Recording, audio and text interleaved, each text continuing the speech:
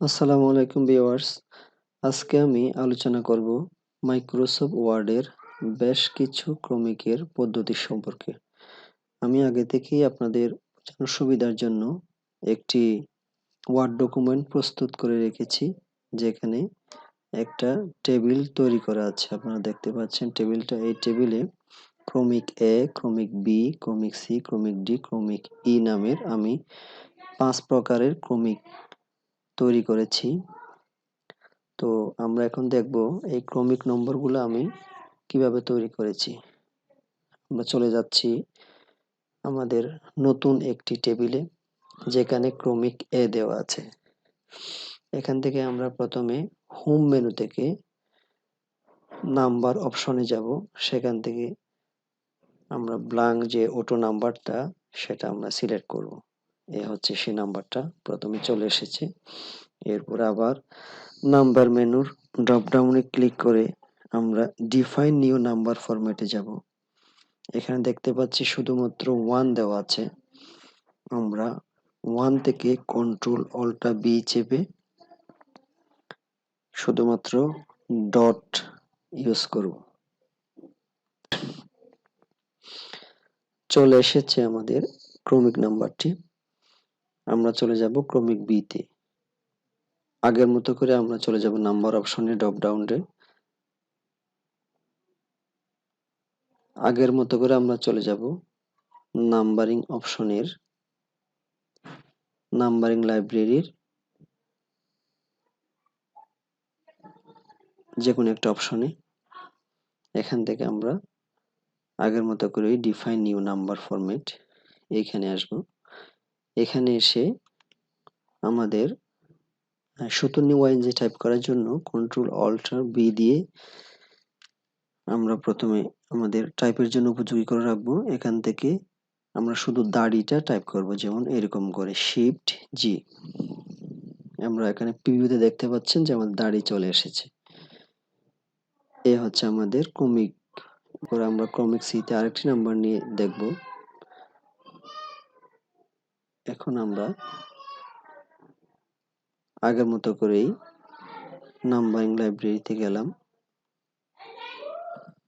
এখন define new number format. এখানে আমরা লিখব নং বিল। দেখতে পাচ্ছেন 1 নং বিল। এরপরে আছে ক্রমিক ডি। ক্রমিক ডি তে আমরা দেখতে পাচ্ছি যে ক্রমিক ডি তে আমরা তৈরি করব স্বরবর্ণ দিয়ে। স্বরবর্ণ দিয়ে তৈরি করার জন্য আমরা আগের মতো করেই একটা যে কোনো একটা নাম্বারের ফরম্যাট নিয়ে আসলাম। আমরা এখন যাব আগের মতো করেই ডিফাইন নিউ নাম্বার ফরম্যাট। এইখানে গিয়ে আমরা নাম্বার স্টাইল থেকে চেঞ্জ করে দেব এবিসি। এবিসি দিয়ে আমরা ওকে বাটনে প্রেস করব। আবার আমরা চলে যাব হচ্ছে ডকুমেন্টস ফরম্যাটের এখানে একদম নিচের দিকে সেট নাম্বারিং ভ্যালু আছে, এইখানে ক্লিক করব। এই এটা আমরা সিলেক্ট করে এইখানে আমরা ক লিখব শুধুমাত্র। আমরা চাপ দিলাম ক, যেটা কে আসছে বাট এটা হচ্ছে সুতুনি ওয়াইএমজি এর ক। ওকে বাটনে ক্লিক করলাম, ক চলে আসলো। এখন এই কর সাথে যদি আমরা ডট দিই, দাড়ি দেই, এই যে ডট দাড়ি, যেভাবে আমাদের সুবিধা বা ভালো লাগে দেখতে সেভাবে আমরা দিব এখানে, বা ব্রেকেট ইউজ করতে পারি আমরা।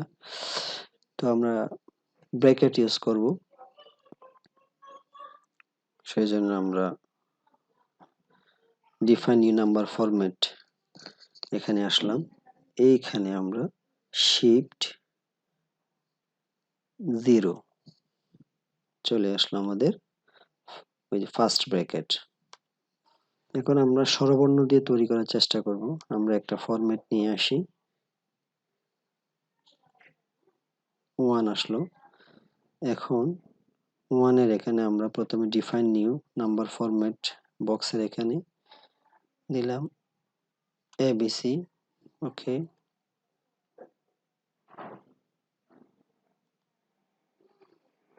এবিসির এখানে দিয়ে আমরা সেট নাম্বার ভ্যালুতে গেলাম। এখানে এ আছে, এখানে যদি এ থাকে তাহলে স্বরবর্ণ আসবে, আর যদি ক থাকে তাহলে হচ্ছে এই যে কন্ট্রোলটা বি দিলাম, আমি ক লেখার জন্য দিলাম। তা কে থাকে তাহলে হচ্ছে ব্যঞ্জন বর্ণ দিয়ে আসবে। তা আগে থেকে এটা অটোমেটেড স্বরবর্ণ ছিল, এ দিলাম, সরিয়ে থাকলো। সরিয়ের সাথে এখন যদি আমরা এক্সট্রা কিছু সিম্বল যোগ করতে চাই সেক্ষেত্রে সরিয়ে দিয়ে আমরা দাড়ি দিয়ে দিলাম। ওকে, হয়ে গেল। এখন আমরা দেখতে চাচ্ছি যে এটা অটোমেটিক কোন পর্যন্ত আসে। আমরা নিচের যে আমাদের কিছু তথ্য দেওয়া আছে বিবরণে, সে তথ্যগুলো আমরা নিয়ে আসলাম, তথ্যগুলো বিবরণে পেস্ট করলাম।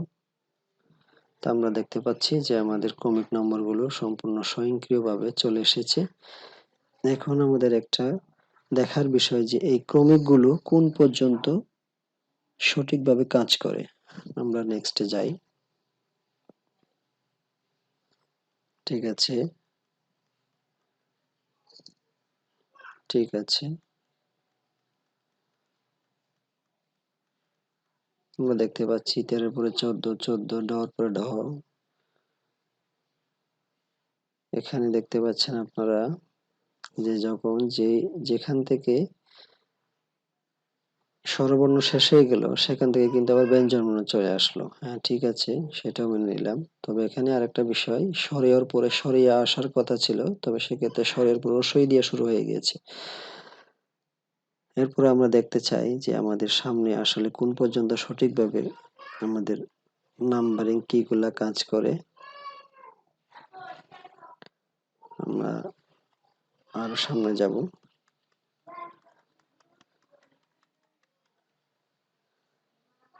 ভিউয়ার্স, আপনারা দেখতে পাচ্ছেন ক্রমিক 17 পর্যন্ত সবকিছুই ঠিক আছে, শুধুমাত্র ব্যঞ্জন বর্ণের ত এর পরে যে ক্রমিকটা আসছে সেটা শুধু চেঞ্জ হয়ে গিয়েছে। সে বোঝা যাচ্ছে যে যখন আমরা ব্যঞ্জন বর্ণ দিয়ে ক্রমিক নম্বর দেব ত পর্যন্ত সেটা সঠিক থাকবে, এরপরে এলোমেলো হয়ে যাবে।